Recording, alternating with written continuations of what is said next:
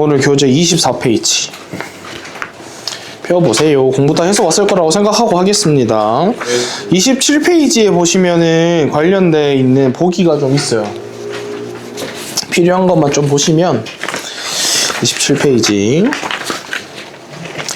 보면 뭐 길삼봉전의 소재는 기축옥사다. 그 다음에 선조 22년이다. 이랬으니까 선조 22년이면 임진왜란 거의 뭐 직전쯤 되겠습니다. 그래서 원래 분위기가 안 좋았어요. 이때 이제 분위기가 뭐 뒤에 쭉 읽어보면 정여립의 영모 사건, 동인 쪽 선비들이 큰 피해를 입었고 서인과 당쟁이 심했다. 그래서 뭐 동인이 이때 1000명 넘게 돌아가셨다 그래요. 그다음에 극 중에서 정철 이산에는 실제로 있었던 인물이고요. 여기 각각이라고 되어 있으니까 정철은 서인, 이산에는 동인 이렇게 돼 있고, 그다음에 뭐 뒤에 선비들이 반란 주모자인 길삼봉으로 몰려서 희생되고 있고 그 사이에서 이득을 본 건 선조다. 정치적인 토대가 약했던 선조가 동인이랑 서인의 갈등으로 인해서 실질적으로 왕권을 강화했다. 뭐 이런 내용이 있습니다. 이 내용 관련해서 앞에 있는 선지를 좀 보시면 되겠고요. 지문을 보시면 되겠고, 필요한 이야기 하기 전에 이야기를 좀 해봅시다. 이거 지금 극 지문이거든요. 여기 있는 거 이제 연극을 하기 위해서 있는 대본이라고 보시면 되겠고, 극은 특별하게 생각 많이 할 거 없습니다. 소설이랑 유사하게 감상하시면 되거든요. 그래서 뭐 대충 정리해보면 어떤 거 위주로 보면 되느냐, 당연히 인물 보셔야 되겠고, 여기는 이제 대화가 나오니까 대화 잘 보시고, 그 대화를 통해서 우리가 찾아야 되는 게 갈등, 요거 잘 보시면 됩니다. 그리고 또 추가적으로 하고 싶은 이야기가 뭐냐면, 그게 지금 2019년에 오발탄이 마지막이거든요. 꽤 오래 출제가 안 됐어요. 근데 요 작품 자체가 그래서 극 중에서 중요하나요? 그러면 1등으로 중요하진 않습니다. 극에서는 중요한 작가들이 좀 있어요. 꼽을 수 있는데 나오면 제가 나중에 말씀드리는 걸로 하고, 근데 극이라는 요 소재 자체만 놓고 보면 한 번쯤 이제 나올 때도 됐다 싶기는 해요. 그래서 극이 만약에 3월은 빼고 6월, 9월 모의고사에 출제가 됐다 그러면 수능에도 출제될 가능성이 있다는 거 염두해야 됩니다. 그리고 극이랑 시나리오는 또 좀 다르거든요. 근데 마침 우리는 시나리오까지 볼 거라서 그건 좀 이따 이야기하는 걸로 하고, 중요한 거는 6월, 9월에 극이 출제가 되는지를 한번 지켜볼 필요가 있겠다. 그리고 요 이제 들어가서 이야기 좀 해봅시다. 길삼봉이 누구냐면 제목이 나오잖아요. 길삼봉. 실제로 이제 선조실록에 나오는 이름이긴 합니다만 결론부터 말하면 누군지 몰라요. 미스테리한 인물로 나옵니다. 끝까지 누군지 못 찾았고요. 뭐 봤다는 사람은 많은데 실제 기록에도 보시면 제가 봤는데 키가 졸라게 크고요. 얼굴로 봤을 때 한 60대쯤 돼 보였습니다. 이런 이야기가 있고, 아닙니다. 제가 봤을 때는 키 크고 덩치 큰 건 봤는데 얼굴로 봤을 땐 20대 초반 남자인 것 같았습니다. 뭐 이런 오만 가지 이야기가 다 있고, 얘는 어떻게 기록되어 있냐면 도적이고, 그 다음에 뭐 지금 표현 비슷하게 써보면 반란을 꾀하는 반란 수괴다 뭐 이래요. 그래서 길삼봉이가 도적질 해가지고 여기저기서 뭐 물건 훔쳐가지고 사람들도 나눠주고 지도 써먹고 그러면서 이제 썰이 하나 도는데, 제가 이때 배경이 뒤에 보기에 보시면 임진왜란 직전이라 그랬잖아. 분위기가 안 좋아요. 나라 꼬라지 자체가 지금 엉망이야.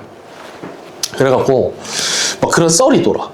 지금은 우리가 그냥 과학적인 현상이란 걸 알고 있지. 해와 달이 딱 겹쳐. 그 껌껌해지고. 그래서 뭐 몇십 년 만입니다 해서 사람들 나가서 막 사진도 찍고 이러잖아. 근데 이때는 하늘에 있는 이야기들이 마치 우리의 인생과 관련이, 특히나 이 나라의 영향이 큰 뭔가를 줄 것 같은 그런 이야기를 많이 했거든요. 그래서 요때 썰이 그게 나타나는 그날에, 해 가림이 나타나는 그날에 나라가 바뀔 거다. 다르게 말하면 왕이 바뀔 거다 이 말인 거지. 그런 썰이 돌아요. 그래서 왕의 입장에서 듣기 좋아 안 좋아? 띠껍잖아. 그래서 그런 이야기를 퍼뜨리는 길삼봉 잡아라 이런 이야기도 하고, 그 다음에 요때 실제로 나라가 흉흉하니까, 나라가 흉흉해야 사실 도적이 생기는 거야. 나라가 먹고 살만하면 도적이 안 생겨요. 도적이 생기는 게 LA만 나라 꼬라지를 댕김에 이렇게 되는 거거든. 그래서 밤이 되면은 이땐 가로등도 없잖아. 껌껌한데 양반들이 떼굴같이 모여. 엄청 많이. 그러니까 우리들이 막 길거리에 다 나와. 양반들이 다 모여가지고 되게 음산한 노래를 불러요. 다 같이. 그 밤새도록 그 부르면서 길을 막 뺑뺑 돌아다녀. 근데 그것도 충분히 불쾌한데, 그냥 그렇게 말하는 게 아니라 막 갑자기 웃다가 땅바닥을 치면서 막 통곡했다가 막 울다가 뭐 이런 난리가 나. 근데 그 온 동네 양반들이 그러니까 왕 입장에서는 이 뭔 지랄병이고 갑자기 나라 꼬라지 왜 이러노? 불안하다. 그러면서 자기의 왕권이 약하니까 이 왕권 강화를 할 겸사겸사 명목으로 나오는 이야기들이 여기에서 이제 정철을 재판관으로 삼는 거지. 특검으로 치는 거지. 특검. 야, 네가 특검 해가지고 길산봉이 잡아와 이러니까 이때 뭐가 심했다고? 당쟁이 심했단 말이야. 그래서 서인인 정철이 요거를 기회 삼아서 길산봉이라는 누명 씹어서 동인은 다 잡아오는 거야. 다 잡아 죽이는 거야 그냥. 요런 식입니다.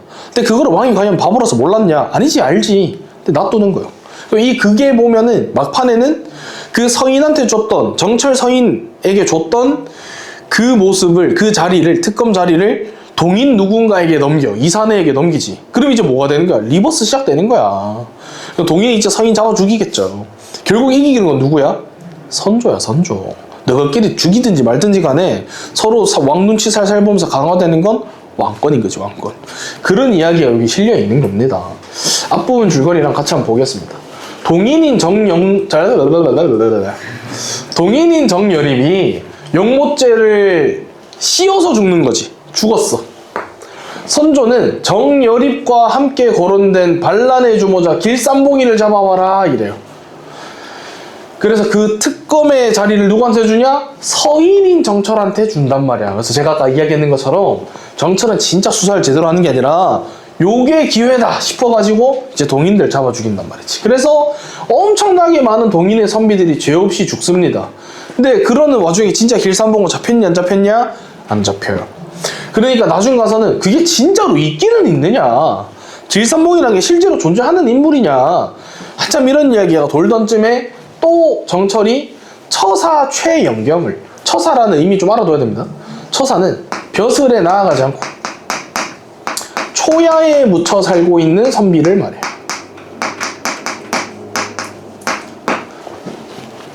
근데 당연히 정철이 잡아올 정도면 네임드라는 거잖아. 그러니까 전제는 똑똑해야 돼. 똑똑한데 나 벼슬 안 할래. 나 그냥 초야에 묻혀서 살래. 그래야 존경받는 거죠. 그래서 최영경은 당시에 굉장히 존경받는 선비이자 학자고, 당연히 그러면 최영경을 떠받들어 모시는 밑에 문화생들이 많았겠죠. 그런 최영경을 지금 네가 길산봉이지? 해서 잡아온 거야. 가보겠습니다.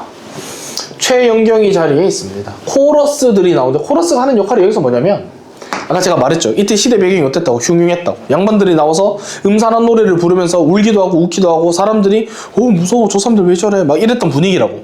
그 노래를 부릅니다. 코러스들이 나와서 한두 명이 아니에요. 여러 명 나와서, 그리고 뭐 가면 같은 거 쓰고 나와서 뭐 짤막한 연기도 보여주고 뭐 그러긴 해요. 이 코러스들이 최영경을 둘러쌉니다. 술병을 손에 쥔 정철 잔뜩 취해 있대요. 실제로 정철도 역사서에 보면 술을 너무 많이 좋아했고 항상 술을 달고 살았고, 술 먹고 그 호방한 키스로 썼던 작품들을 우리가 지금도 뭐 관동별곡이랑 삼이인곡이랑 배우잖아요. 전부 다 술 먹고 쓴 겁니다. 술에 취해 있었다. 자, 정철 길산봉 상장군의 몰골이 형편없이 상했구만. 역시 그대의 역당은 뿌리가 깊은 것 같다. 무고를 주청하는 성소가 끝이 없으니 말이야. 누구에게 말해? 최영경한테. 그러니까 정철은 지금 최영경이 길산봉이라고 가정하고 말해버리는 거야. 네가 길산봉이지? 꼬라지마게 상했네? 근데 니들 친구들은 참 그 뿌리가 깊더라. 무고, 네가 죄가 없다는 그 상소가 끝이 없이 올라오니까 말이야. 아까 그랬잖아. 최영경 되게 존경받는 학자였다고. 존경받는 선비였기 때문에 최영경의 문화생들이 우리 선생님이 그럴 분이 아닙니다 하는 글을 계속 써서 올리는 거야. 절대로 길산봉이 아닙니다 써서 올려. 최영경이 웃으면서 없는 죄를 엮는 일이 쉽지 않을 겁니다. 이랬더니 정철이, 야, 생사 앞에서 그렇게 담대한 거는 네 성품이냐 기질이냐? 이 말은 뭔 말하는 거냐면 님 곧 뒤짐. 센 척 존나 하네. 너 곧 뒤짐요. 이렇게 말하는 거예요. 그랬더니 최영경이 생사를 잊은 이미 수십 년이다 이래요. 과연 중림총에 은거하는 현자라는 소리를 들을만 하구려. 이 부분 봐봐. 이거 진짜 칭찬이야? 아니죠. 앞에 비웃었다고 하잖아.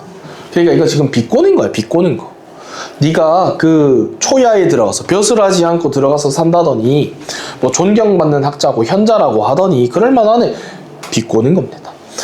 이 황종의 서찰에 줄줄이 시국의 한 비분관계의 글이 난무하던데 너도 걔랑 뜻이 같아 이러잖아. 이황종이 누구냐면 최영경의 제자고요.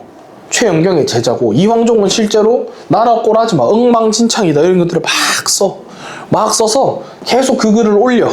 그러니까 어떻게 보면 왕의 입장에서 이황종은 꼴 보기 싫은 사람이지. 나라 꼴하지 것도 네가 뭔데 입을 때 이렇게 될 거 아니야. 근데 걔가 누구의 제자라고? 최영경 제자라고. 그러니까 정철이 이황종 글쓴 꼴하지 보니까 나라 욕을 그렇게 하던데 너도 걔랑 뜻이 똑같아? 물어보는 거야. 너도 나라가 엉망이라고 생각해?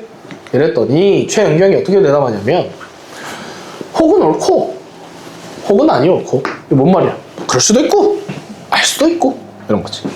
그대들의 쓸개 빠진 당파 싸움에 비분관계하는 마음은 그의 것이 곧 나의 마음이다. 그러니까 그 이황종이 말했는 그 말은 내 말과도 같아. 니들 모여가지고 당파 싸움이나 하고 있는 꼬라지 답 없어. 벼슬을 물린 것은 나의 도량이 그에 미치지 못하기 때문에 그렇다. 실제로 얘는 지금 벼슬 하지 않고 초하에 묻혀 살고 있으니까. 중림에 묻혀서 현실 정치가 붕당의 패싸움임네 더러운 오물임네 말하기는 쉬운 법이요. 뭔 말이냐면 너 정치 알아? 너는 초야에 있잖아.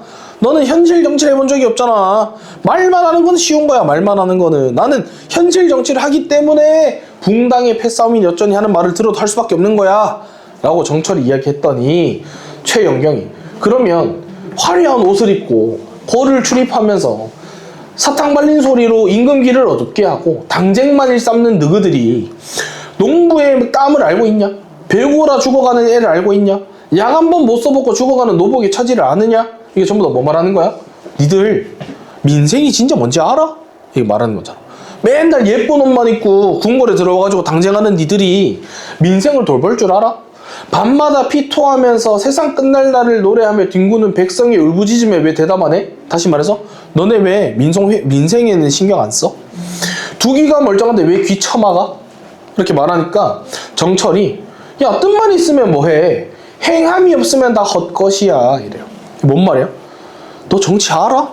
나는 실전 정치를 하는 중인 거야. 너처럼 말만 하는 건 쉬워.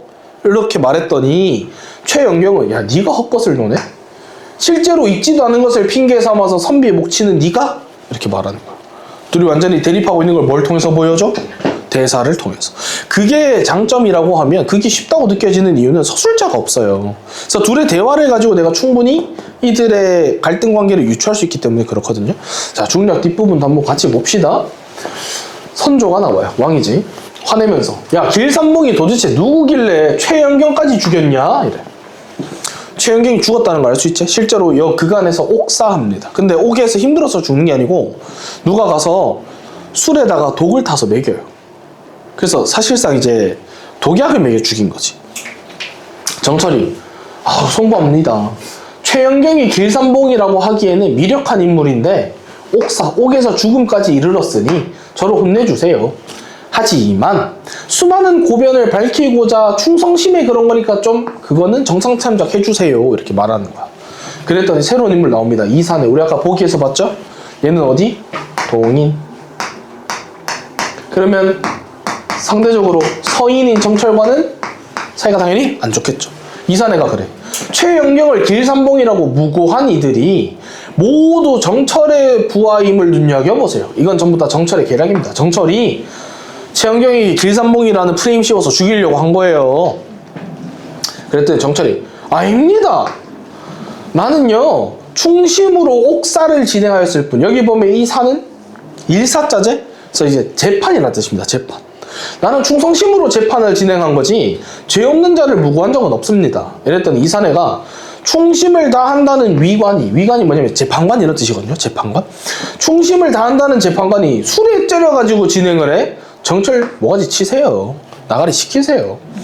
그래서 정철이 신의 사사로운 허물이 뭐야? 술에 취해서 공초를 받던 것. 그런 거 가지고 나를 이 어이를 흐리고자 하는 관계입니다. 그랬더니 이사내가 그러면 이 서찰 앞에서도 그런 말 할 수 있을까? 하면서 이사내가 선조에게 서찰을 주는데 선조가 그걸 쫙 펼쳐서 보는데 안색이 묘연해진다 이거야. 그럼 서찰에 뭐가 있겠지? 넘어가 보면 이사내가 최영경이 길산봉이라고 상소하면 벼슬 걱정은 하지 않아도 될 거다. 이것은 송강의 필체입니다. 그러니까 송강이 남들에게 써서 뿌렸다는 거예요. 최영경이 길산봉이라고 말해라. 아닙니다. 거짓말입니다. 이랬더니 어릴 적 문우였던 제가, 문우가 뭐냐면 어릴 때 같이 글 공부하던 친구, 어릴 때부터 같이 글 공부했는 제가 송강의 글씨체 모르겠습니까? 그랬더니 송강이 이거 뺏기는 거는 일도 아닙니다. 일찍이 이산에는 정여름의 서가까지 하고 말을 또 끊긴 거예요. 뒤에 말을 더 못한 거야. 왜? 개빡쳤거든. 이렇게 된 거야 지금. 이산에 정여립의 서간 이렇게 멈춘 거야. 뒤에 하고 싶은 말이 뭐냐면 이산에는 결국 정여립이랑 한패입니다. 동인 새끼라서 지금 나한테 이러는 겁니다 라고 말하고 싶은데 개빡쳐가지고 이렇게 된 거야. 가세요? 사람이 화가 나면 왜 그런 거 경험 안 해봤나? 친구랑 싸워. 그래서 집에 가면은 아까 이렇게 말할걸, 왜 약간 이런 개 멋있는 단어가 생각이 안 났지? 말싸움할 때 이렇게 할걸. 왜 그러냐면 실제로 사람이 화나잖아. 그럼 혈액이 근육으로 몰린대요. 그러니까 뇌에 돌아가야 되는 피가 근육으로 몰린대. 그 뭘 말하는 거냐? 나의 몸은 원하고 있어. 5, 6, 7, 8로 들어가기를. 말로 싸우고 싶지가 않은 거야. 내 뇌가 시키고 있어. 그냥 패, 씨발. 패버리자. 그래서 이게 말싸움이 잘 안 되는 거래요. 실제로 그렇대. 그래서 얘도 지금 어떻게 된 거야? 뇌로 가야 되는 혈액이 정철의 팔다리로 가서 이렇게 된 거야. 선조가 묻습니다. 위관 누구겠어? 정철이겠지. 정철 너 정여립이 동인이냐 서인이냐? 이렇게 물어보니까 정철이 우의정 정언신의 가족이니까 동인이죠 이래요. 최영경은 그러면 이렇게 물어봐. 지금 선조가 뭐 하는 거야? 떠보는 거야. 야, 너 서인이니까 동인만 다 잡아 죽이는 거 아니냐?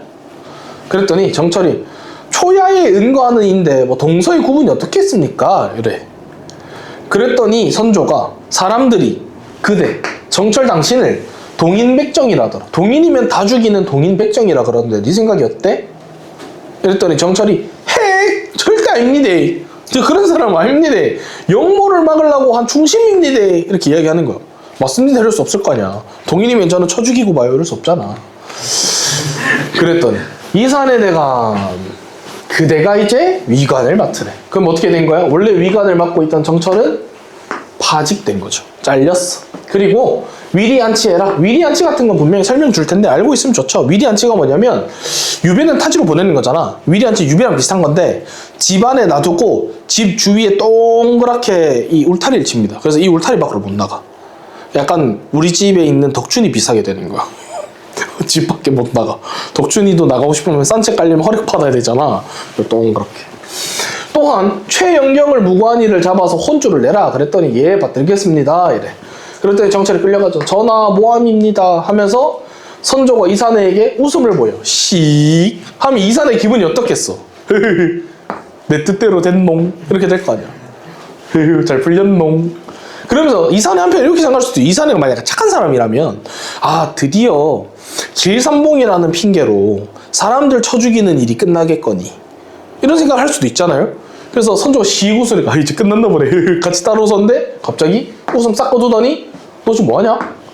길삼봉이 날뛰고 있잖아. 해가림 아까 이야기했죠.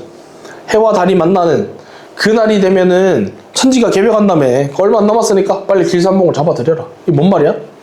선조는 멈출 생각이 없는 거예요. 자 이제 합법적으로 지랄해봐. 이제 동인 너한테 칼자루 줄 테니까 너 하고 싶은 대로 해봐봐. 이랬더니 이사내가 오케이 인두를 달궈라. 형틀에 묶어라. 삼봉이를 잡아오라는 어명이다. 그 길삼봉 이제 누구 잡아오 있냐? 서인 잡아오겠지. 서인 하나씩 날아가겠지. 그러면 동인들 지금 한 1000명 날아갔죠. 그러면 동인도 최소 1000명 날아갈 거냐. 그러면은 말 많은 새끼들 다 쳐내고 나면 왕 혼자 고고하게 살아남겠지. 그래서 선조가 이렇게 웃는 거야. 결국 승자는 지거든. 오케이 넘어가 보겠습니다. 좋았어.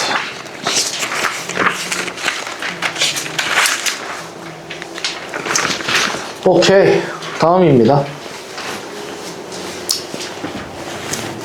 이게 지금 제목부터 좀 보시면 율정설이거든요.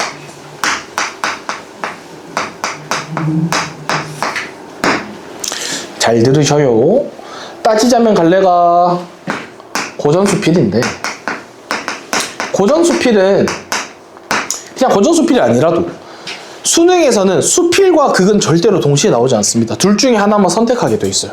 동신 절대 안 나와. 근데 최근에 내가 그게 안 나왔다 그랬지. 그럼 뭐가 선택됐다는 거지? 몇 년 동안? 수필만 나왔어요. 수필만.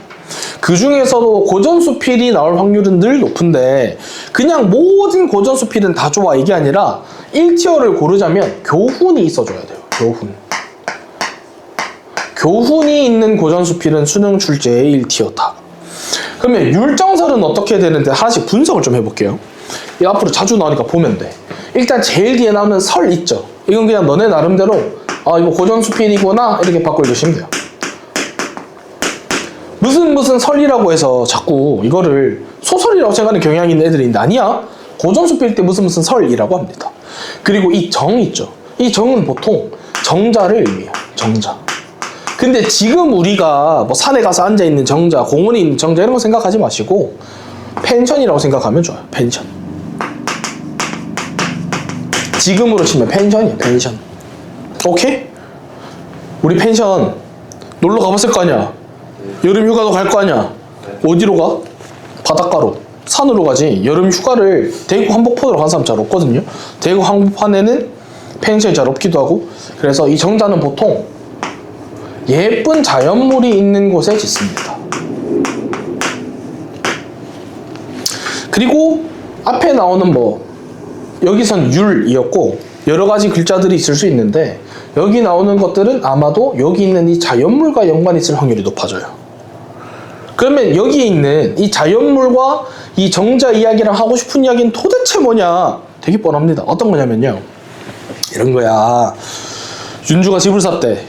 그럼 윤주랑 다 친하니까 윤주 집에 집들이 가죠. 지금은 집들이 갈 때 뭐 휴지도 가지고 가고 예쁜 조명도 뭐 좀 사서 가고 집들이 선물 사서 가잖아. 그런 게 비슷한 건데 펜션을 지었다고. 그럼 이 사람이 상컷이거든요. 양반 중에서도 방구 좋게는 상양반이에요. 상양반. 내가 집이 있는데 펜션을 따로 나의 이 쉼 공간을 따로 지을 수 있을 정도란 뜻이라고. 그거 지었어. 그럼 친구들을 부를까 얘가. 맞지? 친구들을 부른데 그때 친구 집에 야 너 펜션 지었다면서 갈 때 빈손으로 딸랑딸랑 가는 게 아니야. 그렇다고 지금처럼 휴지 사들고 가고 이것도 아니야. 뭘 하느냐? 기깔나는 글을 한 편 써서 가지고 갑니다. 기깔나는 글을 한 편 써서 가지고 가. 오케이? 그럼 그 글 내용이 뭘까? 그 펜션을 지은 그 상양반의 똥꼬를 그냥 빠는 것도 아니고 예쁘게 좀 빨아서 가야 되죠. 예쁘게. 그럼 그걸 왜 쓰느냐? 지금으로 치면은 인스타그램 좋아요랑 비슷한 거야. 내 인스타그램 좋아요를 GD가 눌러놨다 쳐봐. 그거 평생 캡처해가지고 야 이거 봐라 씨발 나 GD가 좋아요 해줬다 이런 느낌인 거야. 윤주 집에 갈 때 내가 윤주의 생애와 윤주가 세운 그 뭐 정자 혹은 집 근처에 있는 예쁜 자연물과 두 개를 섞어서 자연스럽게 윤주는 참 소나무처럼 대쪽 같은 사나이야 이렇게 써. 예쁜 글을 길게 써. 그 다음에 이거를 선물하는 거예요. 선물. 그래서 옛날에는 꼭 집에 가면 현판 이렇게 했죠. 우리 뭐 관광지 가도 꼭 현판 이런 거 있잖아. 문 이런 식으로 꼭 적어 놓거든요. 정 이런 식으로 적어놔. 선물을 딱 줘. 그럼 이제 지금으로 치면 윤주가 요거를 예쁜 A4 용지 파일에 탁 담아놔. 그럼 이거 뭐 하는 거냐? 윤주 친구가 나밖에 없겠냐? 다음에 가은이도 가야 될 거 아니야? 가은이가 띵동 띵동 야 윤주야 너 이거 펜션 지었다 그래서 놀러 왔어 이러면은 잠깐만 기다려가지고 쓱 한번 읽어봐라. 뭐 시우리가 자꾸 써주더라. 에이. 그러면 가은이도 못 이기는 척? 그럼 뭔데요? 보면은 내용이 전부 다 뭐야? 윤주 똥꼬를 예쁘게 빨아놓은 글이에요. 그래서 야 지기노 인스타그램이라고. 인스타그램 좋아요 세게 박혀있는. 그럼 이제 오는 사람마다 야 대겸이 읽어봐라. 이거 별건 아닌데 시우라 좀 써주더라. 또 한번 보면은 뭐 새끼 글 잘 쓰긴 하네 뭐. 그래 뭐 니 이런 취급받으면 뭐하지. 니 멋있는 사람 맞지.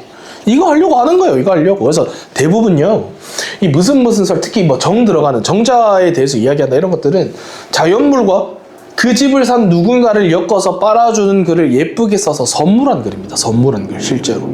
그래서 그 집에 놔두고 이제 오는 사람들마다 보게 하는 거야. 한번 읽어봐라 하면 네 자랑 씨발 멋있게 써놨는데 내 자랑을 내가 쓰면 좀 그렇잖아.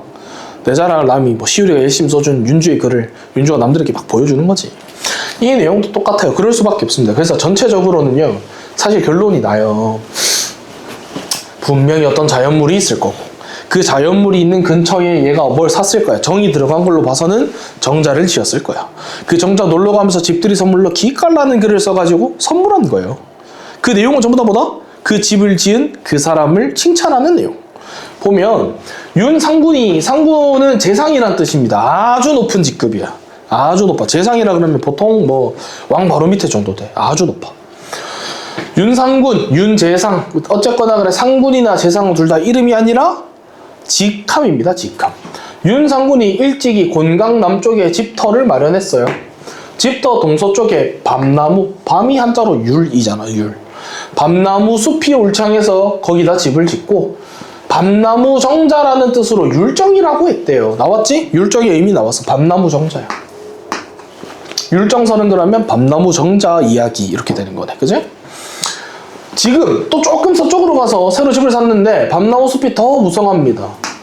반복해서 나오는 자연물 밤나무네. 성 안에 있는 주택에는 밤나무 심는 사람 잘 없는데 윤공 누구? 윤상군. 이꼴 윤재상. 윤공은 집만 사면 밤나무 있는 대로 선택해요. 그가 나한테 말합니다. 봄이면 성근가지랑 꽃이 서로 어른거리고 여름이 되면 잎이 우거져서 그늘에서 쉴 수 있고 가을이 되면 밤이 기깔나게 맛있고 겨울이 되면 껍질 모아서 아궁이에 불을 뗀다. 나는 이것 때문에 밤나무를 선택해. 결국 뭔데? 밤나무는 쓸모가 많아 이거야. 쓸모가 많아. 내가 말했다. 불이 마른 것으로 나아가고 물이 축축한 곳으로 흐르는 것은 같은 기운끼리 찾아가는 거야. 네 글자로 끼리끼리. 끼리끼리야. 그럼 사실 뒤에 안 읽어봐도 뻔해. 그런 네가 밤나무를 좋아한다는 건 밤나무처럼 네가 쓸모 많은 인간이라서일 거야. 뭐 이런 이야기 하겠죠. 보면 이치상 그런 필연적인 거래. 대부분 숭상하는 바에 있어. 숭상은 이제 뭐 좋아한다 이렇게 읽으면 돼요. 막 숭상이라 해서 물 떠놓고 기도하고 이 정도가 아니야. 여기서 이 그래 윤공이 숭상하는 건 뭐였지? 밤나무. 그래서 그 숭상하는 바에 있어서 사물과 나 사이에 차이가 없는 것은 어쩔 수 없는 일이다. 그러니까 비슷한 것들끼리 좋아하기 마련이다 이 말인 거야. 왜 그러냐면 하늘과 땅 사이에 풀이나 나무가 나는 것은 모두 똑같은 기운이기 때문이래. 그런데 그 뿌리랑 싹과 꽃과 열매가 나고 자라고 피고 맺히는 여러 이 어려움과 쉬움, 빠름과 느림이 다 달라요. 뭐 어떤 나무는 빨리 자라고요. 어떤 나무는 느리게 자라고요. 어떤 나무는 열매가 빨리 열리고요. 어떤 나무는 느리겠죠? 유독 밤은 만물 중에서 제일 늦어. 나무를 심기도 어려워. 오랜 시간이 걸려. 하지만 자라기만 하면 쉽게 잘 자라. 잎이 매우 늦게 피지만 피기만 하면 쉽게 녹음을 이뤄. 꽃이 매우 늦게 열리지만 맺히면 풍성해져. 열매가 매우 늦지만 열리면 쉽게 거둘 수 있어. 대개 사물이 이질어지고 채워지고 빠지고 더해지는 이치를 보여주는 게 바로 밤나무야. 느리지만 빠르고 느리지만 빠르고 뭐 느리지만 쉽게 풍성해지고 느리지만 쉽게 녹음이 되고 뭐 이런 거 있잖아요. 밤이 그래 밤이. 그러면 자연스럽게 뒤에 이어지는 이야기는 윤공 너도 그렇다 이런 이야기 하겠죠. 보시면 윤공은 나랑 같이 과거 합격했어요. 동기네. 입사 동기네. 그때 나이 30이 넘었대요. 지금으로 치면 진짜 나이 많은 거야. 지금 30은 별로 안 많은 것처럼 느껴질 수 있지만 이때는 10대 중반 되면은 뭐 결혼하고 애도 낳고 하잖아. 많이 늦죠. 그러다가 40 넘어서 벼슬에 나아갔대. 그럼 나 진짜 많은 거야. 지금도 40은 쉽지 않잖아. 사람들은 모두 늦었다 그랬지만 윤공은 벼슬에 나가서 더 열심히 했어. 그러다가 선대 임금이 공을 알아보셔서 크게 쓰이게 됐고 하루에 9번 승진. 이거는 이제 뭐 좀 진짜일 수도 있고 과장일 수도 있겠지만 하루에 9단 승급을 받았대. 그래서 높은 지위에 올라서 중책을 담당했으니 이것은 별로 손질하지 않았는데도 무성하게 뻗어나간 나무와 같은 거다. 무슨 나무? 빰나무랑 같은 거다. 그 기틀을 세우는 것이 처음에는 어려웠지만 성취하는 것이 쉽게 된 것. 결국 뭐 같다? 밤나무에 꽃과 열매 같더라. 그래서 네가 아마 밤나무를 좋아하는 것 같아. 이건 거야. 오케이? 나는 이치로 설명하겠대. 풀과 나무의 뿌리가 흙에 묻혀 있을 때에 그 싹이 깊으면 갈라져 올라오는 것이 느리고 갈라져 올라오면 이제 싹이 트고 싹이 트면은 가지가 생겨서 줄기가 돼. 샘물이 웅덩이에 가득 차면은 넘치겠죠? 그래서 흐르다가 또 흐르는 것이 고이고 또 고이는 것이 넘쳐서 또 흐르고 그러다 보면 반드시 바다까지 도달하게 된대. 지금 자연물의 이치를 말하고 있는 거지. 자라는 게까지가 오래 걸리지만 자라나면 분명히 쭉쭉쭉쭉 자라서 뭐 줄기가 될 것이고 물이 고여 있다가 보면 또 넘쳐서 흐르고 그게 또 고였다가 넘쳐서 흐르고 끝끝내 바다에 닿는다. 그러므로 하고 싶은 말은 이거네요. 느린 것은 반드시 빨라지고 멈춘 것은 반드시 도달하게 된다. 이게 뭐야? 역설적 이치네, 그지? 역설적 이치야. 멈췄지만 도달하게 되고요. 느리지만 빨라지게 된대요. 그러니까 이지러지면 가득 차고요. 빠지면 더해지는 것 무엇이 다르겠느냐? 한 가지 사물에 나가서 보더라도 이것을 실증할 수 있는 거야. 난 뭘로 설명할 거니까 이런 역설적인 이치로 설명하고 싶었어. 뭘? 네가 밤나무를 좋아하는 이유에 대해서. 됐지? 오케이. 또한 사람이 숭상하는 바를 관찰하건대 사람이 이제 좋아하는 것. 이 사람 좋아하는 건 뭐였지? 밤나무. 밤나무 좋아하는 걸 관찰해보니까 곧 불이 마른 곳으로 나아가고 물이 축축한 곳으로 가듯이 사물과 나 사이에는 차이가 없는 것. 앞에 있었던 말 그대로죠? 끼리끼리다. 그렇다면 윤공의 영달은 밤의 자라남이고 밤을 거두어가는 것은 윤공이 응태를 하는 것이니 그 생장함에는 세상을 돕는 도가 있고 또 그것을 간직하는 것에는 삶을 수양하는 작용이 있다. 그래서 결국 이 글을 왜 썼다? 이 정자에 대해서, 무슨 정자? 율정에 대해서 이 이야기를 지었다 해서 뭐 한다고? 선물. 그럼 그 예쁘게 보관했다가 오는 사람도 보여주고 나도 읽으면서 기분 좋아지고 그런 글이 바로 땡땡설 이런 거에 나오는 겁니다. 백문보가 쓴. 됐나요? 여기 뒤에 것까지 하고 조금 쉬겠습니다. 여기까지만 할게요. 하고 쉬자 하고. 갑시다. 교재 32페이지고 뒤에 있는 보기를 한번 같이 보고 갈까요? 보기 한번 볼까? 33페이지. 보기 한번 보셔요.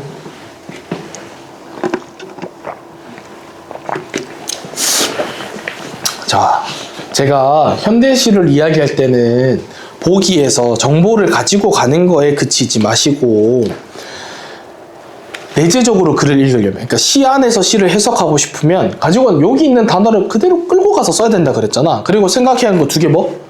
시적 상황, 정서 태도. 두 가지를 주로 여기서 가지고 가면은 충분히 주제가 잡히기 때문에 해석이 된다 이런 얘기 했었죠. 봅시다. 1930년대 등단한 이용학은 자신의 가난한 현실을 바탕으로 배경 나오네요. 일제강점기. 우리 민족. 특히라 그랬으면 이 뒤가 중요하다는 거거든. 특히 간도 유랑민이 겪었던 비참한 실상에 주목해서 절박한 시대 상황을 쓴 시인이래요. 이후에 그의 해방기 시들은, 해방기가 뭐야? 광복.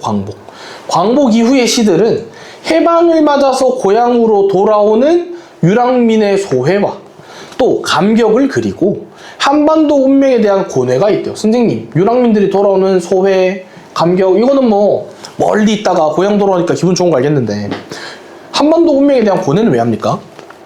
실제로 이 한반도의 광복이 우리 힘으로 이뤄낸 게 아니긴 하죠. 객관적 사실로.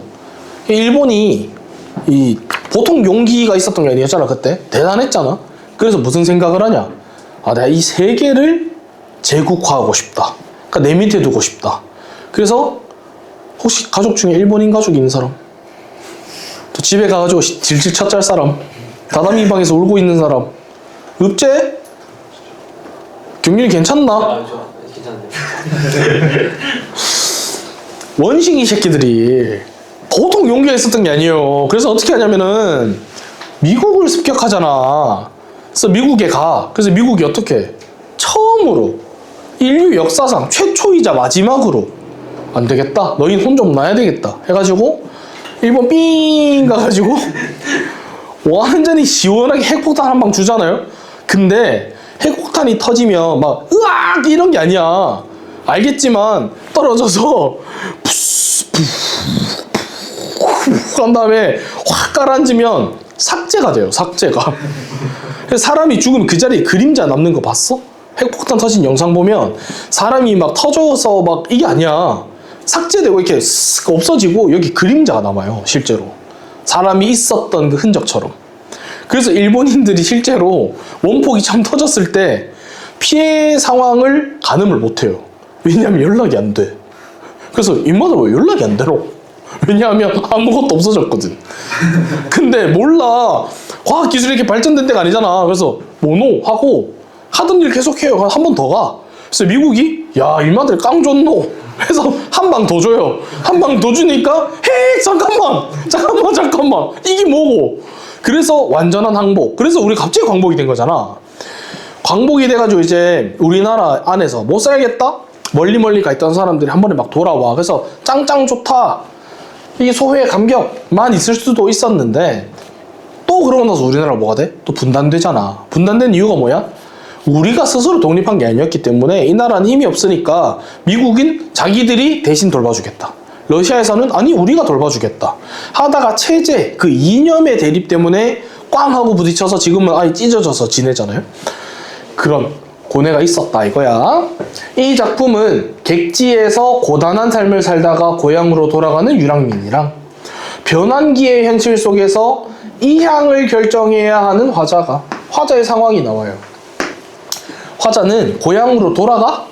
아니야. 이향이니까 고향을 떠나는 거야. 나라를 떠나는 거? 이민. 고향을 떠나는 거? 이향. 그런 화자가 공존하는 상황. 고향 가는 사람도 있고요. 또 고향을 떠나는 화자 같은 사람도 있어. 그런 시적 상황을 통해서 땡큐야. 시적 상황 알려줬잖아. 화자의 복합적인 정서를 드러낸대. 봐봐. 현대시에서 2개 중요하다 그랬지. 시적 상황, 정서태도라 그랬는데 시적 상황 알려줬고 정서태도 힌트를 줬어. 복합적이래요. 왜 복합적인가? 특히 해방의 감격 이후에 이건 정서잖아. 기분 좋아. 광복 맞아서. 잠시나마 지나간 고난의 세월을 잊고 서로 동지애를 나누면서 민족의 앞날에 대해서 제각기 희망을 품어보고 있는 장면을 이야기한대요. 됐나요?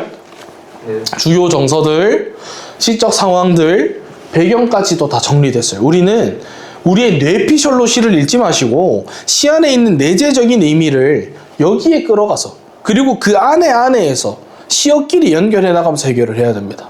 오케이? 가볼게요. 자, 일단 별표 2개 치겠습니다.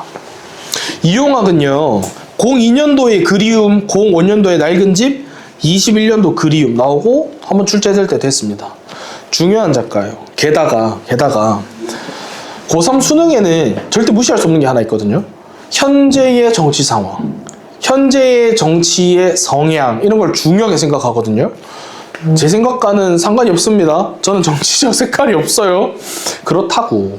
그래서 이럴 때일수록 이 연계되는 작가들 중에서 탑티어들은 역시나 북한 출신이거나 북한으로 넘어간 시인들입니다.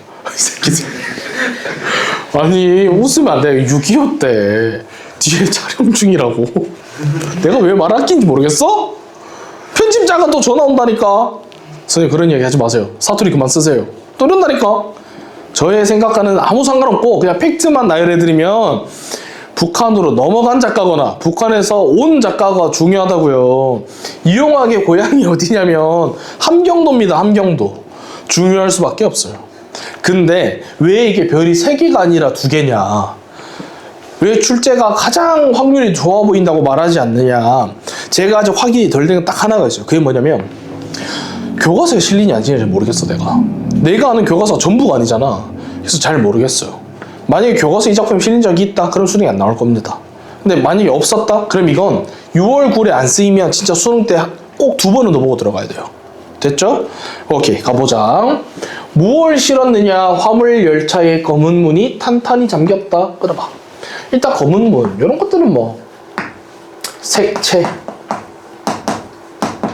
혹은 시각적 이미지 이런 거 하나 들고 가는 게 좋죠. 너무 쉽잖아, 그지? 문이 잠겼대. 우리 여기에 너무 많은 의미를 부여하지 말자고요. 모르니까. 그냥 문이 잠겼으면 내가 여기 탈 수 있어, 없어? 없어. 그럼 어떤 단절 정도를 의미하겠거니 요 정도만 하세요.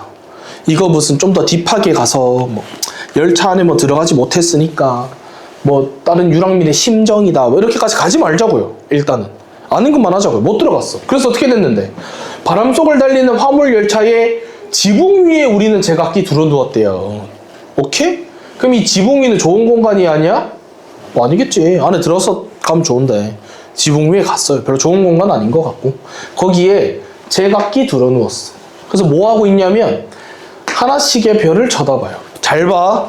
해석할 수 있는 방식 여러 개가 있어. 제각기라는 워딩은 여기서 나왔어요. 맞나요? 제각기의 희망이 됐어. 돌아가서 사실 이 별이라는 시어를 저는 별만 보면 토악질라고 그냥 다 깨버리고 싶어요. 이런 사람은 잘 없어, 그제? 이게 긍정적인 시어일 거라는 생각을 해. 그래서 여기에서 긍정적인 시어를 보기 위해서 가지고 오자면 아마도 이것은 제각기의 희망일 것이다. 이렇게 유추할 수 있거든요. 또 하나 더. 쳐다본다잖아. 생각해봐. 너네 지나가는데 박보검이 지나가. 안 쳐다봐? 하고 쳐다보지? 카리나가 지나가. 안 쳐다봐? 하고 쳐다보지. 지나가는데 송시율이 지나가. 알바노지. 지나간지 안 간지도 몰라. 그래서 내가 아까 막 가가지고 야 형수 아까 왜 봤는데 인사 안 했어? 이러면 언제요? 저새 못 봤는데요. 쳐다본다는 건 좋으니까 쳐다보죠. 좋으니까. 심지어 한결같이 쳐다봐. 다 같이 누워서 제각기의 별을 봐요. 본인들이 갖고 있는 희망이 있을 거 아니야. 그 희망을 보겠다는 거네. 요까지는 할 수 있겠죠? 더 많이 해석하지 말자고요. 그 다음에 하나. 우리 이런 거 있죠. 얘들 많이 낚인다. 우리는 내가 포함된 거야 아닌 거야? 포함된 거죠. 그럼 이거 시적 화자 표면에 드러난 겁니다. 이렇게만 쓸게요. 표면에 드러난 거 맞아요. 화자가. 꼭 나가 등장해야지 된다고 생각하는 애들이 있어. 아니야. 계속하면 두만강 저쪽에서 온다는 사람들도 있고 자무스에서 오는 사람도 있네요. 자무스 러시아입니다. 러시아. 험한 땅에서 험한 변 치르고 눈보라 치기 전에 고향 돌아간다는 남도 사람들도 있어요. 생각해보자. 이거 어제 그림을 해가지고 또 한 소리 더럽게 들었는데 이거. 기가 막히게 그렸죠? 딱 보고 알아보잖아.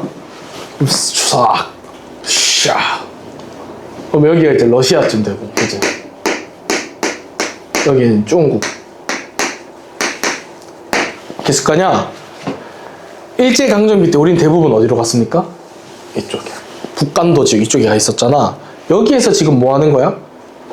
두만강이면 이 언저리여야 될 거 아니야? 여기서 온다는 사람들과 자무스에서 온다는 사람들과 험한 땅에서 험한 일을 치르고 눈보라 치기 전에, 눈보라는 이제 겨울일 거 아니야? 한겨울 돼서 더 힘들어지기 전에 고향으로 돌아간다는 남도 사람이랬으니까 남도는 뭐 이쪽 아니겠어요? 그죠? 뭐 경상남도, 전라남도 이쪽 아니겠어요? 다들 오고 있다는 거야 지금. 돌아오면서 지금 무슨 상황?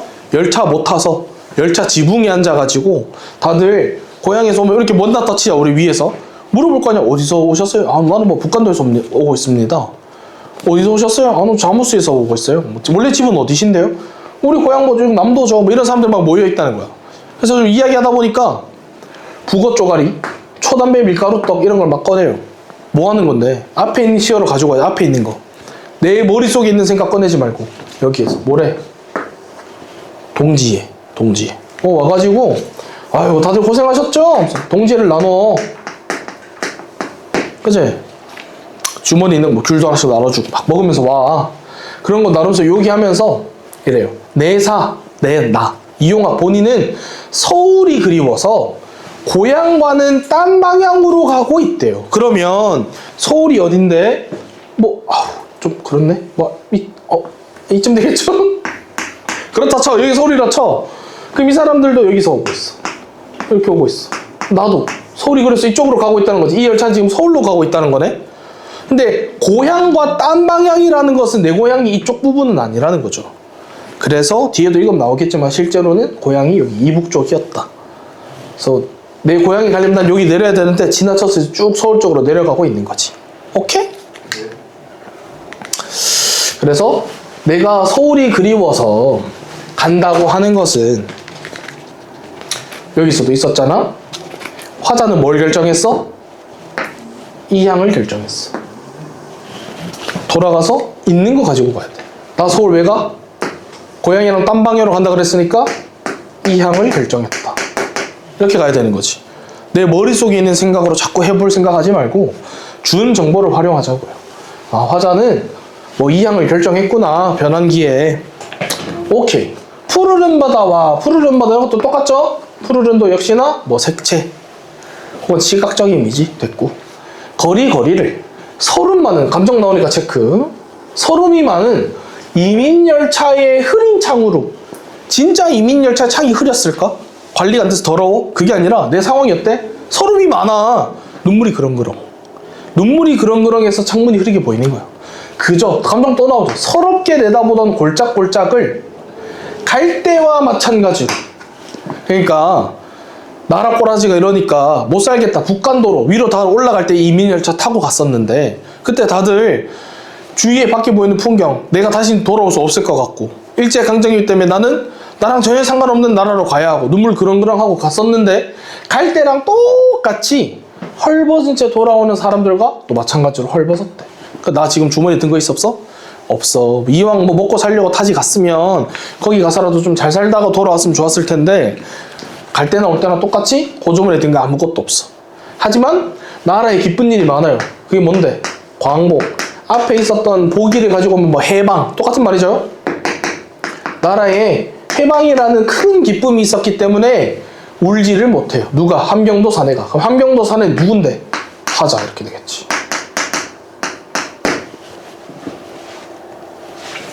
지금 화자의 상황이 좋아 보이나요? 이양을 결정해서 고향에 못 가지. 그리고 내 호주머니 지금 든 거 있어 없어? 없지. 그래서 따지자면 화자의 처지는 그다지 긍정적이지 못해. 사실 눈물 나. 하지만 광복, 해방으로 인한 기쁨이 훨씬 크기 때문에 울 수 없어요. 그 말인 거야. 나의 처지를 이야기하면서 울 때가 아닌 것 같아.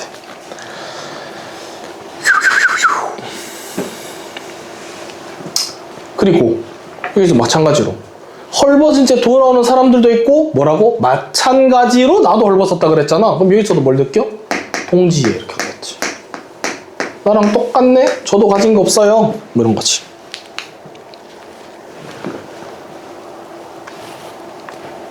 마지막 년 볼까? 총을 안고 폴가의 노래를 부르던 슬라브의 늙은 병정은 잠이 들었나? 노래가 안 들린다는 거지. 아까 시작해 노래 존나게 하더니 뭐 조용하네. 잠들었나? 바람 속을 달리는 화물 열차의 지붕 위에 이거 가서 많이 봤다 가지. 1년 반복이죠. 1년 반복. 이걸 보고 뭐라 그래? 수미상관. 수미상관이라는 말이 나오면 뒤에 나와 있을 때 올바른 선지는 구조적 안정감.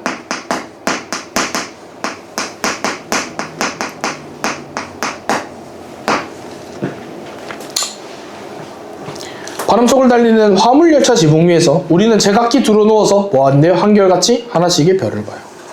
그러니까 다들 생각하고 있는 게 있을 거 아니야. 고향 내려가서 나 지금 이제 드디어 떠나 있다가 고향 내려오는 열차잖아. 다들 누워서 막 자기 이야기도 하고 뭐 주머니 있는 간식 나눠서 먹고 이런 이야기 하다가 이제 아까 막 노래 한창 부르던 새끼 조용하고 보니까 자나 봐. 잘 때가 된다고. 우리도 자야 될 거 아니야. 누워서 있으면 뭐가 보여? 밤이고 하늘에 별이 보여. 그 별을 보면 진짜 별 하나 별들 이지랄하는 게 아니라 오면서 각자마다 생각하는 게 있을 거 아니야. 뭐 가은이는 내려가서 찢어졌던 내 남자친구 다시 만나야지. 윤주는 내려가서 나 뭐 이번에 국수 사업 제대로 한번 시작해봐야지. 뭐 나도 내려가서 사랑하는 우리 엄마랑 두부 뭐 집을 열어봐야지.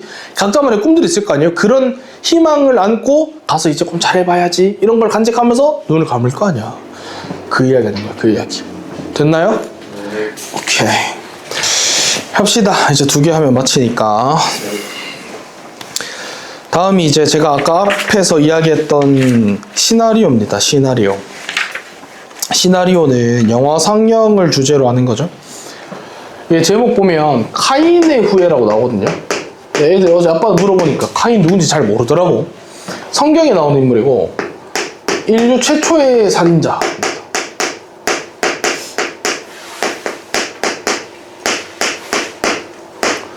그래서 카인과 관련된 제목이 있다거나 그러면 보통 나오는 이야기들이 인간의 심성 또는 뭐 근원적인 악 이런 이야기 많이 하고, 요거는 이제 여기 나오는 카인의 후예는 북한의 토지개혁을 주제로 합니다.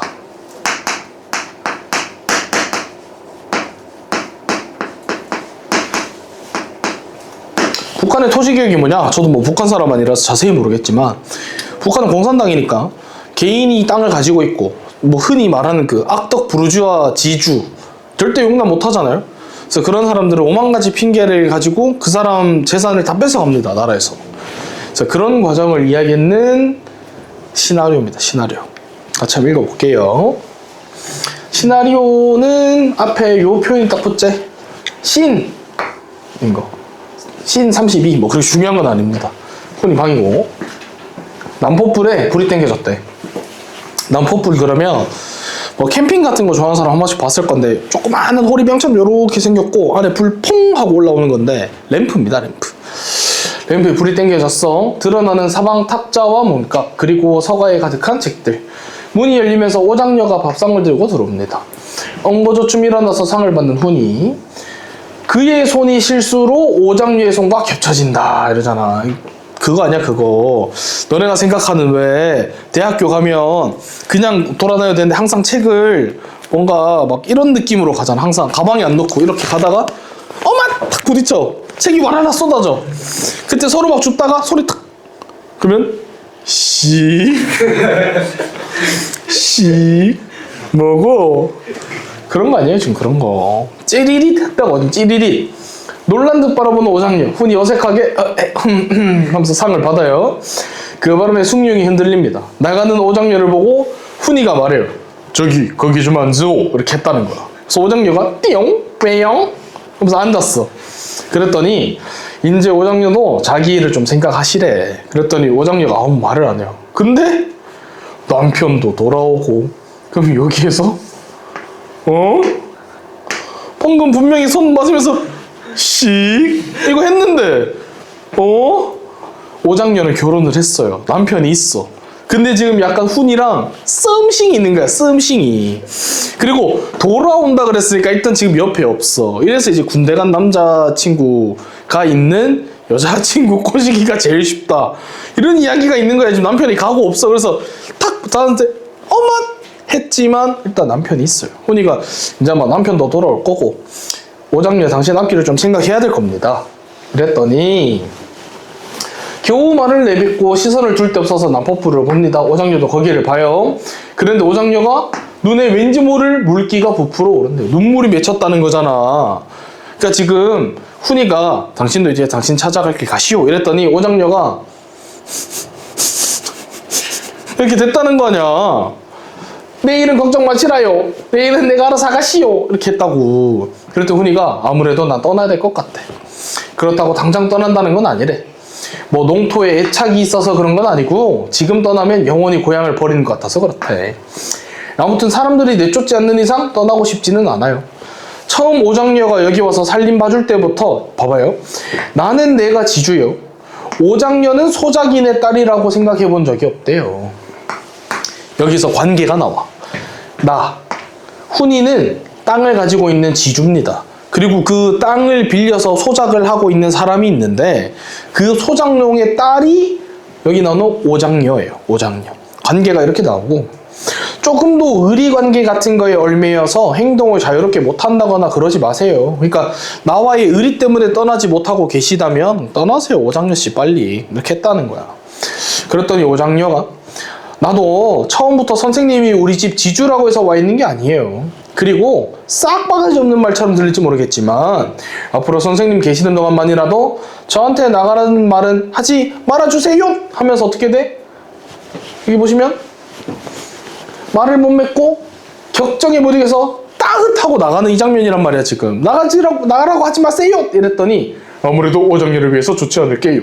그리고 또 오장녀가 여기 있고 싶어서 안 돼도 오장녀를 데려가려는 했더니 아무 말 하지 마세요. 선생님이 나가란 말만 안 한다면 하면서 따흑 나갔다고. 여기서 알 수 있는 건 뭐야? 오장녀는 안 나가고 싶어. 훈이 당신 곁에 있고 싶단 말이야 지금. 근데 왜 자꾸 나가라 하냐고 하면서 가는 거야. 그때 지금 훈이가 어때? 눈을 감잖아. 이게 눈을 감는 행위가 여기서 느껴야 되는 게 뭐야? 감정이잖아. 감정. 훈이가 눈을 감는 게 이거냐 갑자기? 아니지. 훈이도 지금 찌리릿 했잖아. 찌리릿. 손 닿으면서 찌리릿 했지만 그녀를 보내줘야 돼서 보내주려고 했더니 얘가 싫어요 타고 나가니까 훈이가 어떻게 해야 돼? 이런 느낌인 거지. 눈을 질끈. 이거라고 해 이거. 감정이 충분히 전달이 돼야 된다고. 자, 씬 바뀌고 오장녀가 막 달려와. 뭐 뽁뽁이 소리 들리고 뭐 어쩌고 저쩌고 뭐 이거는 뭐 중요하지 않죠. 뭐 나오면은 뭐 문제 하나 내겠지만 뭐 페이드 아웃이고 중요하지 않습니다. 오케이. 중략 부분 줄거리. 농민대회가 열렸고요. 토지개혁 단행하기로 했습니다. 토지개혁 뭐다? 땅 다 뺏어가는 거. 내놔 악덕 부르주아 지주 새끼들아 이거야. 그래서 농민들은 지주집을 찾아가서 재산을 몰수해요. 그리고 훈이도 지주니까 훈이 집에 또 찾아왔겠지. 봐봐, 훈이가 또 눈을 감잖아. 이때도 역시나 이게 아닐 거 아니야. 이거지. 개털이라는 애가 와서 그래. 우리 민주혁명의 불평을 품고 매일같이 술로써 소일하는 한편 순진한 청년을 유혹해서 학당을 발판으로 반동결사를 조직해가지고 우리 면 농민 위원당 동무를 살해하게 한 사실, 그리고 지주 권력으로 소작인의 딸이자 남의 유부녀인 여성농부, 누구겠어? 소작인 딸이자 남의 유부녀인 여성농부, 오장녀겠죠? 오장녀를 유린한 사실, 이런 사실로 보아하면서 지금 훈이의 범죄 이력들을 막 쭉 이야기한단 말이야. 여기 나오는 뭐 학당을 발판으로 이런 얘기는 뭐냐면 뭐 저 같은 상황인 거예요. 어린애들 모아놓고 강의하고 이럴 때 북한은 공산당이니까 공산의 이념을 가르쳐야 되는데 공산 이념과 다른 이념을 가르치면 반동분자가 되는 거야. 반동분자가. 그런 사실을 보아하면서 쭉 개털이라는 애가 와가지고 뭐 하는 거겠어? 재산 뺏어가기 위한 빌드업 하는 거죠. 너가 이런 죄가 있으니 네 땅을 뺏어가겠다, 이런 이야기 하겠지. 그랬는데 여보! 하면서 소리가 나. 보니까는 오장녀야. 머리가 헝클어지고 개빡친 얼굴로 있고 방문 잡고 서 있어요. 누가 그런 소리 했습니까? 라고 오장녀가 개털한테 말해. 그랬더니 개털이 여성동무 말을 삼가오. 이것은 농민대회의 결정이요. 우리는 지금 여성동무 해방시켜 주려고 온 거예요. 왜 해방이라는 단어를 쓰냐면 지금 여성동무가 소장농으로 있잖아. 그러니까 소장농이면 소장농과 지주의 레벨의 차이가 있듯이 느껴지잖아. 근데 공산주의는 이념 자체는 모두가 평등해요. 모두가 평등해. 오로지 하나의 태양만 있잖아. 그 밑으로는 다 똑같아야 되거든. 근데 감히 지주라는 게 있고 소장농이 있어? 따지자면 소장농 당신, 이거 여성동무, 오장녀 당신은 소장농으로서 따지자면 노예처럼 일만 했으니까 내가 당신을 지금 해방시켜주러 온 거예요 라는 명분인 거야, 명분. 그랬더니 해방이고 지랄이고 다 필요 없대. 꺼지래. 그랬더니 도섭이라는 새로운 사람이 와요. 새로운 사람이 와가지고 아니 대애미 나이가 10병을 앓고 나더니 동무 용서하시라요. 대애미 나이가 뭐 앓고 나더니 속이 어서 그럽니다. 썩 들어가지 못하간 이렇게 하잖아. 그랬더니 뭐래 오장녀가 난 아버지 딸이 아니에요. 여기서 알 수 있는 거. 아, 도섭이와 오장녀는 부녀관계구나. 나는 아버지 딸이 아닙니다. 이래. 그랬더니 도섭이가 강마씨 빨리 들어가라. 한방 죽불라 이렇게 된 거야 지금. 강마 하니까 그런 도섭 영감을 개털이가 탁 막으면서 헤이 딘동 지금 집구석 싸움할 때가 아니오. 그러면 계속 이야기하겠습니다. 이런 모든 사실로 보아 우리 농민대회는 지주 박훈을 악질 반동지주로 규정하는 동시에 그의 모든 사유재산을 몰수하는데 이의가 없음 하면서 막 열쇠 갖고 온나 이래 된 거지. 그랬더니 훈이가 오장녀를 씩 보면서 집 키 오장녀한테 있는데요? 이렇게 했다는 거야. 그때 오장녀가 빽 하는 거지. 빽!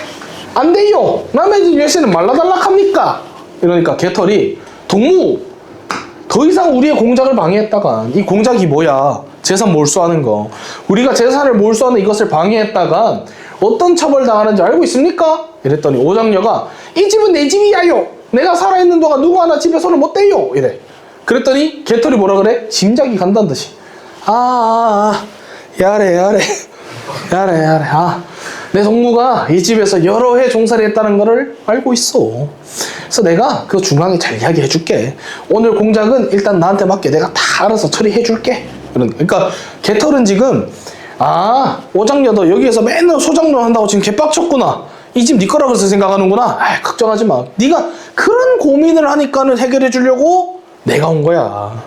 나 지금 네 편이야. 이랬더니 오장녀가 뭐하노 이거? 니는 아무것도 모른다. 이래. 그랬더니 모르다니 뭘 모른단 말이오? 그러니까 당신네는 아무것도 몰라요. 이래. 아니 도대체 중요한 게 나와. 오장녀가 우리는 부부가 되시오. 이렇게 한 거야 지금. 그럼 이거를 이야기를 모르는 애들이 갑자기 아까 분명히 남편이 있었는데 이렇게 된단 말이야. 뭐냐면 물음표가 아니고 뭐냐면 너희가 이제 경험을 못 해봤기 때문에 이런 걸 공감할 수가 없는 거예요 사실. 경험해본 사람은 가슴으로 읽었단 말이야 사실. 어떤 상황이냐면 이제 학교를 딱 가. 그럼 선생님이 오늘 수학 익힘책 안 갖고 온 새끼 바짝 일어나 이렇게 한단 말이야. 그 내가 딱 봤더니 내가 사랑하는 우리 쥐순이가 빙신 또다리 맨키로 책을 안 갖고 왔네. 수학 익힘책을. 그때 진짜 이 시대의 마지막 로맨티스트 송시율의 결정은 멍청한 가시나 같으냐 아나. 그리고 쓱 일어나서 선생님 수학 익힘책 안 갖고 와 붙는데요. 이렇게 하는 거야. 그럼 선생님이 기 나와 벽 잡고 서 남자답게 툭. 그래서 때릴 때 꼼짝을 안 해야 멋있는 거거든. 하지만 자 선생님 잠깐만요. 자 선생님 잠깐만요. 이렇게 한단 말이야. 이게 뭐야. 사랑한다면 나처럼 쥐순이를 사랑하는 마음이 있다면 내가 곤란해질지언정 내가 사랑하는 쥐순이의 곤란함을 해결해주고 싶은 거야. 근데 여러분은 왜 이런 경험이 없냐? 못생겼기 때문입니다. 아시겠어요? 너 짝꿍이 책 쓱, 수학 익힘책 쓱 이런 적 있어 없어? 없지? 집에 갈 때 다이소에 1,000원이면 거울을 팝니다. 없죠? 옆에서 뭐 쥐돌이가, 쥐순이가 경륜이 너한테 쓱 국사책 쓱 선생님 책은 제가 안 가지고 왔습니다. 이런 적 없죠? 왠지 아세요? 맞아요. 그것 때문입니다. 다이소에서 1,000원이면 거울을 사니까 공부가 안 되면은 멀리 가지 말고 막 나는 꿈을 위해 노력할 거야 이런 생각하지 말고 거울 한 번씩 봐요. 뭐 딱 보면 어때? 좆됐다 씨. 살 길은 공부밖에 없노. 이래야 되는 거라고. 그럼 저처럼 공부라도 열심히 합니다. 우리는 부부가 되시오. 이건 뭐냐면 진짜를 이야기하는 게 아니라 곤란한 상황에 처해 있는 훈이를 도와주기 위해서 거짓말하는 거야. 거짓말. 이런 거짓말 왜 하냐? 오장녀는 뭐지? 소장농의 딸. 그런 소장농의 딸과 결혼한 지주라면 더 이상 이 지주는 악덕 부르주아 지주가 아니죠. 그러면 더 이상 땅을 뺏어갈 이유가 없어지지. 그래서 우리는 부부가 되시오! 이렇게 해주는 거야. 부부가 되시오! 내 수학 익힘책을 준 것처럼. 그러니까는 깜짝 놀래. 깜짝 놀래. 그러니까 사람들이 웅성웅성 이게 무슨 이야기고 갑자기 이렇게 됐다는 거야. 오케이? 좋아요. 이런 이야기들이 이제 수능에 출제가 되면 여러분들이 아 맞아 그때 송시율이 앞에서 열심히 사투리 써주면서 똥꼬쇼 했었는데 히히 할 테지만 나올 확률은 좀 떨어진다. 다음 보겠습니다. 오늘 요거 하면 끝이죠. 보기부터 같이 한번 보겠습니다. 현진건의 고향인데 현진건의 고향이 현대소설로 채택돼서 수능에 나올 거라고는 사실 생각 안 해요. 왜냐면 너무 유명합니다. 현진건의 고향을 모르는 사람이 잘 없거니와 현진건이란 사람 자체는 중요하거든요. 근데 이 사람이 수필도 써. 그래서 00년도에 불국사 기행 수필 출제 한번 됐고요. 최근에 지금 15년도가 마지막인데 무영탑이라는 소설이 나왔거든. 근데 제가 계속 말씀드리죠. 물론 6월 9월 봐야 되겠지만 아마도 현대소설이 비연기일 거라고 생각되기도 하고요. 현진건의 고향이 장편 소설이 또 아닙니다. 근데 만약에 만에 하나 천만에 하나 현대소설을 연계작품으로 쓰고 싶다면 장편을 선택할 거예요. 중복을 피해야 되거든. 근데 단편인데 한번 봐봐. 지금 몇 장인지 봐봐. 넘겨가 보면 꽤 길게 넣었죠. 그래서 거의 모든 내용이 다 실려 있습니다. 지금. 이러면 중복을 피할 수가 없어요. 중요한 내용까지 포함해서 거의 다 들어가 있거든. 그래서 이건 따로 줄거리 읽어볼 필요도 없고 책을 사서 볼 필요도 없어요. 거의 다 들어가 있어요. 이 안에. 그렇기 때문에 선택될 확률은 낮다고 보고 다만 이제 뭐 너네들이 하고 있는 내신을 기준으로 이야기하면은 써먹을 확률이 높죠. 그래서 내신 위주처럼 가볍게 읽어봐도 될 것 같습니다. 자, 배경 정리합시다. 일제강점기였고요. 원래 제목은 그의 얼굴이었어.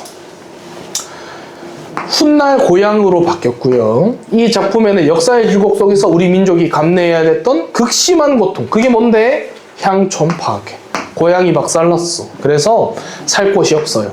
생존을 위해서 떠나야 했던 유이민의 생활. 또 가족과 헤어졌던 이별의 슬픔. 취업난으로 해서 가중되던 생활. 그리고 주인공 그라고 적혀 있잖아. 그럼 챙겨가야 되는 정보가 있지. 주인공이 그래요. 그리고 이 글을 읽어보면 나가 나오거든요. 그럼 나는 주인공이 아니라는 거지. 그럼 나는 뭔데? 관찰자죠, 관찰자. 근데 주인공이 그래. 그리고 그의 이야기를 주로 하겠지? 그래서 이 글이 뭐 너무 유명한 글이라서 외화와 내화로 나뉘어져 있는 액자식 구성의 글이죠.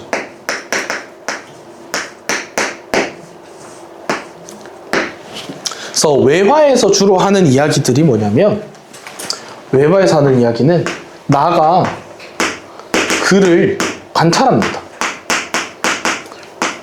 그리고 당연히 중요한 내화 안에서 나오는 것은 그의 삶이에요. 그가 어떻게 살았는가. 근데 그의 삶이 어땠을 것 같아? 일제강점기에서 여기는 삶의 터전을 잃고요, 떠나서 살았고요, 가족이랑 이별해야 했고요, 돈이 없어서 생활 것도 힘들고요. 그런 이야기 여기서 하겠죠. 뭐라고? 좋겠잖아. 그의 애절한 사연. 그 애절한 사연, 요게 따로따로 나온 것도 아니고 지금 여기 다 들어가 있어요. 그래서 요 글이 이제 굉장히 친절하지. 따로 안 읽어봐도 되니까. 됐죠? 요것만 정리됐으면 뒤에 내용을 이제 가볍게 읽어보셔도 됩니다. 같이 가봅시다. 대구에서 서울로 올라오는 차 중에 생긴 일이다. 나왔죠? 그러면 1인칭인데 아까 보기에서 내가 주인공이 아니라 그랬으니까 1인칭 관찰자. 나랑 마주한 얘가 뭐야? 주인공. 그를 매우 흥미있게 바라보고 또 바라봤대. 이게 뭔데? 관찰했대요. 두루마기로 기모노를 입었고요, 옥, 양목, 저고리가 보이고요, 바지는 중국 바지 입었어요. 그들이 흔히 입는 번질번질한 피력으로 지어진 옷이었고요. 발은 간발을 했는데 집신 신었으니까 집신은 또 한국 거죠. 조선의 것이죠. 그러니까 기모노 입었고 중국 바지 입었고 한국 신발 신었어. 삼국 통일식 패션인 거야. 그러니까 자꾸 눈이 가는 거죠. 옷이 희한하네. 고부가리는 반삭 쳤다는 겁니다. 머리를 반삭으로 바짝 밀었는데 모자를 안 썼어요. 그래서 희한하게 보이네 이렇게 된 거야. 우리가 자리 잡은 착간에는 공교스럽게도 세 나라 사람이 다 있었는데 중국, 그 다음에 일본 사람이 다 있었어. 근데 이 사람은 동양 삼국의 옷을 한 몸에 입고 있잖아. 그도 그런 게 일본말도 잘하고요, 중국말도 서툴지 않아 보였대요. 됐죠? 그래서 이 사람의 생애를 굉장히 짧게 보여주는데, 이 사람이 이때 보기로 보아 일제강점기인데 일본말도 하고 중국말도 할 수 있다는 것은, 그리고 조선 신발을 신고 있었다는 것은, 조선인이지만 먹고 살기 위해서 여기저기 이야기도 다 배워서야 했던 그런 힘든 삶을 살았구나를 눈치채고 가는 거야. 가보겠습니다. 노동 숙박소에 대해서 미주알 고주알 묻고 나서 시방 가면 뭐 일자리 구하겠는기요? 라고 묻는 그는 이랬잖아. 이거 누가 말한 거? 그가 말한 거거든. 앞으로 이 글을 읽을 때 사투리 썼다? 그예요. 표준어를 쓰고 있다? 내가 하는 말입니다. 이렇게 하시면 돼요. 글쎄요, 뭔 자리 있을까요? 나는 내 대답이 너무 냉랭하고 불친절한 것 같아서 미안했어요. 하지만 일자리에 대해서 아무 지식이 없는 나는 더 좋은 대답을 해줄 수가 없었어요. 그래서 내가 묻습니다. 어디서 오셔요? 이랬더니 고향에서 오는구만 이래요.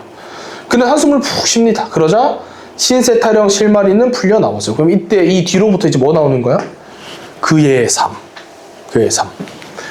그의 고향은 대구에서 멀지 않은 경상북도 하양읍이라는 외딴 동네였습니다.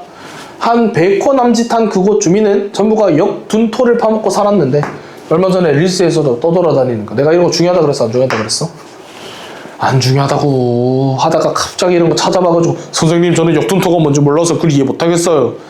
핀트를 못 잡는 거야, 핀트를. 그냥 그런가 보다 해. 이거 파먹고 살았대. 역둔토로 말하자면 사사집당을 붙이는 것보다 떨어지는 것이 후했다. 사사집당 중요하겠냐? 아니겠지. 뭐 여기서 하고 싶은 말은 뭔데? 역둔토 파먹고 살았는데 먹고 살만했다 이거지. 먹고 살만했다. 그러므로 넉넉하지는 못해도 평화로웠고 남부럽지 않게 지낼 수는 있었어요. 그러나 세상이 뒤바뀌었습니다. 왜? 일제강점기니까. 일제강점기가 되자 그 땅은 전부 이거 알아둬야 돼. 동양척식회사. 이거 배경을 설명하지 않았더라도 동양척식회사라는 말이 나오면 일제강점기라는 거 눈치채시면 됩니다. 실제로 동양척식회사는 일본이 우리나라를 더 꼼꼼하게 뜯어먹기 위해서 세운 회사고요. 그래서 이 동양척식회사의 진짜 잔인한 점은 이제 노예장을 두는 제도를 넣어요. 제가 좀 이따 얘기해 줄 건데. 동양척식회사를 세워, 그래서 직접적으로 이 동양척식회사라는 곳에 소장료를 바치게나 되면 좀 나을 만도 한데, 소위 중간 소작인이라는 게 생겨서 손에 흙 한 번 만져보지도 않고 소작인 노릇을 하면서 실작인들에게 지주행세를 하는 애들이 있어. 그러니까 따지자면 동양척식회사를 세워 얘네가 선언해. 조선의 모든 땅은 일본 거니까 여기서 나는 작물의 몇 %는 우리 회사에 가지고 오시오. 근데 그러면 여기 있는 사람들이 누굴 저주해? 동양척식의 산순 저 새끼 나쁜 새끼예요. 이렇게 될 거 아니야. 그래서 노예 장을 둡니다. 그게 여기에서 나오는 중간 소작인이라는 건데, 중간 소작인을 하나 둬서 중간 소작인이 가서 관리를 해. 이 동네마다 관리를 하면서 지는 농사도 안 지으면서 실제로 농사 짓고 있는 사람들한테 가가지고 야, 너 나한테 얼마 주고, 너 나한테 얼마 주고, 너 나한테 얼마 주고, 너 나한테 얼마 주고. 그러니까 여기 농사 짓는 사람들로 하여금 2번 뜯기게 하는 거야. 2번. 그래서 이게 제가 어젯밤에도 이야기해 줬는데, 내가 이 노예장 이야기를 언제 생각했냐면 알라 때, 어릴 때 반에서 반장을 뽑는다 이가. 그 반장 사실 나랑 똑같은 학급 친구잖아. 내 친구잖아. 근데 임마가 반장이 되면 앞에 나가서 이름을 적는 권한이 생겨요. 떠든 사람 이 지랄하면서 이름을 적어. 그래서 막 내 이름을 막 적는다. 근데 저 새끼 분명히 나랑 똑같은 친구인데 제가 막 야, 니 조용히 해라 이러면 내가 조용히 해야 되는 거야. 근데 사실 쟤 나랑 똑같은 학생이거든. 그러니까 이게 약간 노예장 제도라는 생각을 제가 했어요. 이렇게 되면 사람이 누구를 싫어하는 줄 아나? 선생님이 싫어하는 게 아니야. 사실 얘는 선생님이 시킨 거거든. 떠든 내 이름 적어라잉. 근데 난 이제부터 누굴 미워하게 되냐면 내 이름을 적은 그 쥐순이가 미워. 그러면서 내가 어떤 생각을 하게 되게? 씨발 다음에 내가 노예장이 돼야 되겠다. 그래서 다음에 반장에 내가 나가. 그럼 내가 이제 어떻게 하게? 선생님 말을 더 열심히 들어요. 그래서 더 열심히 형서 이름도 적고 경륜이 이름도 적고. 그럼 형서랑 경륜이가 이걸 시킨 선생님을 미워하는 게 아니라 누굴 미워하게? 사실 우린 똑같은 노예일 뿐인데 노예장인 날 미워해. 그래서 첫째 둘째가 서로 물고 뜯고 하면서 우리끼리 굴러가는 거야. 이득은 누가 보고 있게? 반이 조용해져서 좋은 우리 선생님인 거예요. 그래서 니들도 잘 기억해야 돼. 나중에 나가서 내가 무슨 장사라도 뭐 하나 하고 싶다? 노예장을 뽑아야 돼요. 노예장을. 똑같이 알바를 뽑아서 굴리잖아? 그럼 알바들이 어떻게 돼? 저 사장님이 월급도 작고 뭐 이렇게 돼. 조금 특별한 대우를 해주는 가은이를 뽑아서 네가 지금부터 알바장이다 이러면 알바장한테 돈을 좀 더 주잖아? 그럼 밑에 있는 알바들이 누굴 미워하게? 알바장을 미워해. 알바장은 나한테 돈을 더 많이 받으니까 가은이는 애들이 막 학원 욕을 해. 우리 가게 욕을 해. 그러면 가은이가 가서 야, 그런 말 하지 마라. 이거 좋거든. 왜냐면 지금 진짜 좋거든. 돈을 더 받으니까. 그럼 애들이 저 새끼는 선생님 끈앞풀이고 이렇게 되는 거야. 그러면서 마음속에 각자 뭐가 심기는지 아세요? 다음 노예장은 내가 해야지. 아시겠죠? 노예장 제도야. 노예장을 뽑아놔. 그래가지고 돈을 2번 뜯기게 하고 같은 조선인끼리 막 미워하게 되고 뭐 이러는 거야. 이렇게 되니까 돈 주고 또 소작이한테 한번 끌키니까는 3알도 안 떨어져. 그 후로 되니까는 뭐 죽겠다는 둥, 못 살겠다는 둥 이런 이야기가 막 나와요. 그래서 도저히 안 되겠다. 그래서 남부여대, 그러니까 남자 여자를 따지지 않고 전부 다 다른 동네로 떠나는 사람이 늘고 그 마을의 사람은 점점 더 없어져서 쇠진해 가더라 이런 거야.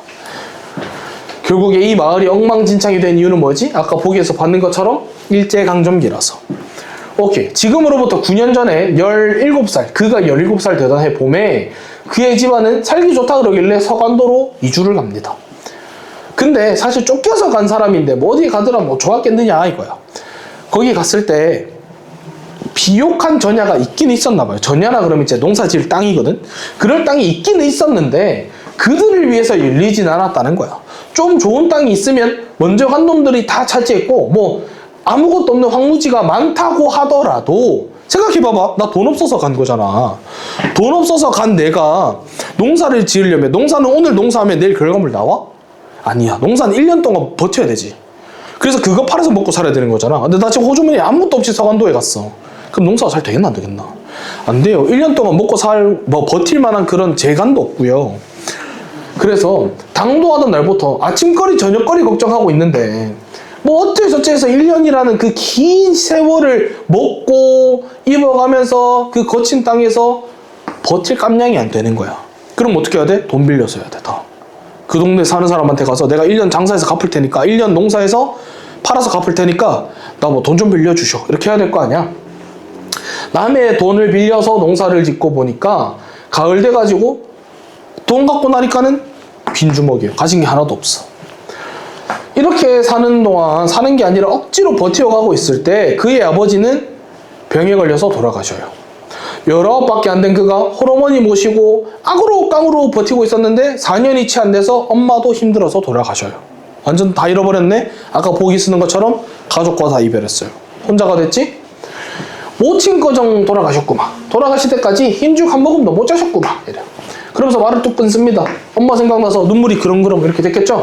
그래서 내가 미안해. 뭐라고 위로해야 될지 모르겠어. 그래서 머뭇거리다가 정종병 마개를 빼요. 정종병이 이제 지금으로 치면 사케 같은 거죠. 큰 술. 또 한 잔 드시고 기분 좀 푸시죠. 이런 거야.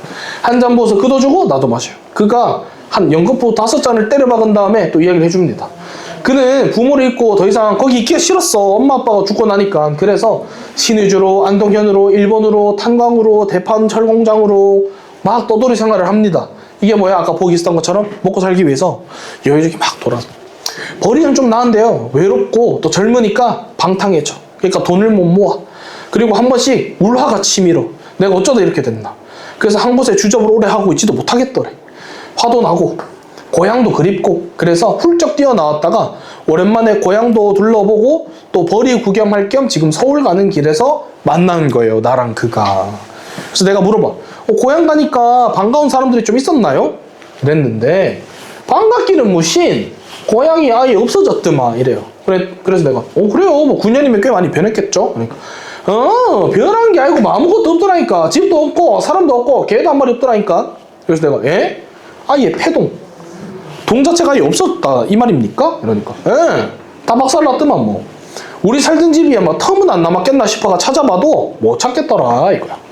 사람 살던 동네가 그래도 니 본 적 있나? 그래서 목소리가 막 높아져요. 썩어 넘어진 색깔이랑 뭐 주추를 꼭 무덤 파서 해골 허려 젖혀놓은 것 같이 보이고 세상 이런 일이 있을 수가 있느냐. 그래도 100집 이 마을에 집이 100개나 있었었는데 10년도 안 돼서 완전히 이렇게 박살날 수가 있는기요? 하면서 한숨을 쉬어요. 그때 광경을 눈앞에 그리는 듯이 멀거니 먼 산을 보다가 내가 준 손을 쭉 들이마시고 가슴이 터진다 가슴이 터져 하면서 눈물이 뚝뚝 떨어집니다. 분위기 안 좋아 그지? 그의 삶이 얼마나 힘든지가 느껴져. 그래서 사람 하나도 못 만났습니까? 그러니까 하나 만났대. 딱 하나 만났대. 친척입니까? 그랬더니 아니래. 이웃이래. 그러면서 엄청 반가웠겠네요. 그러니까 야야 반갑다마다 죽은 사람 만난 것 같더라. 더구나 그 사람은 나랑 좀 인연이 있었대.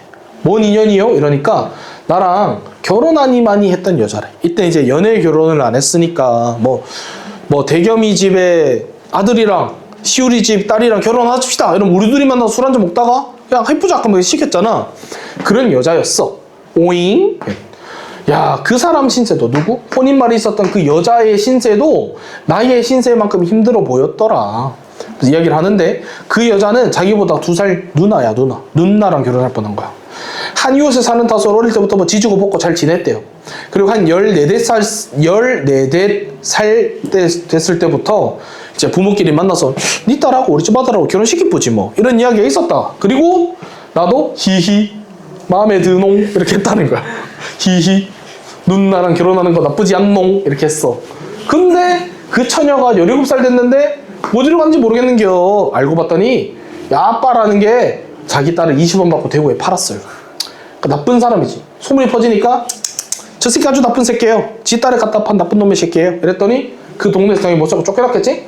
그 후로는 뭐 얼굴도 못 보고 살았다 이거야. 이번에 고향 가가지고 만났는데 읍내에서 만났고 처녀가 들어보니까 어떤 일본 사람 집에서 애 돌보고 있었대요.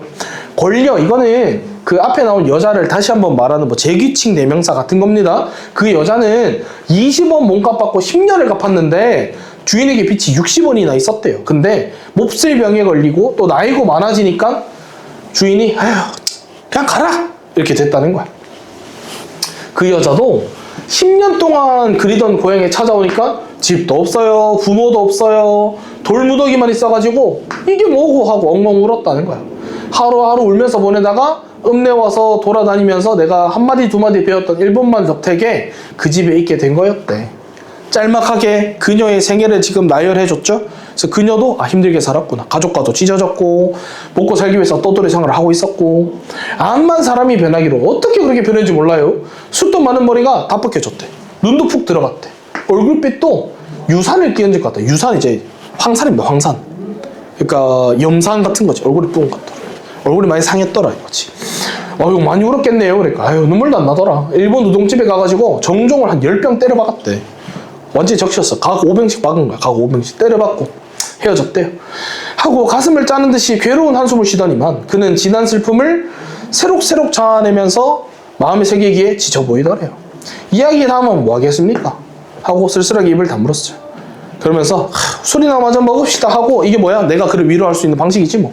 그래서 서로 주거니 받거니 한 대병을 다 먹었다. 친절하게도 이 현진건의 고향의 거의 주요한 부분이 다 실려 있습니다. 그래서 뭐 추가적인 줄거리라거나 이런 거 안 찾아보셔도 될 것 같고요. 안에 있는 내용이나 이런 것들이 또 보기에도 친절하게 잘 정리가 돼 있는 편입니다. 오케이, 우리는 이번 주에 여기까지 할 거고요. 다음 주에 오실 때까지 다음 주 목표만큼 공부해서 오시면 되겠습니다. 다들 고생하셨고 다음 주에 봅시다. 아니다, 다음 주에 못 보내? 설 잘 보내고 마지막 한탕 잘 땡겨서 오시고 잔소리 좀 듣겠지만 돈이랑 바꾼다고 생각하세요. 싫으면 자습실 가서 공부하시고 모르는 거 있으면 연락하셔도 됩니다. 저한테 언제든지. 고생하셨어요.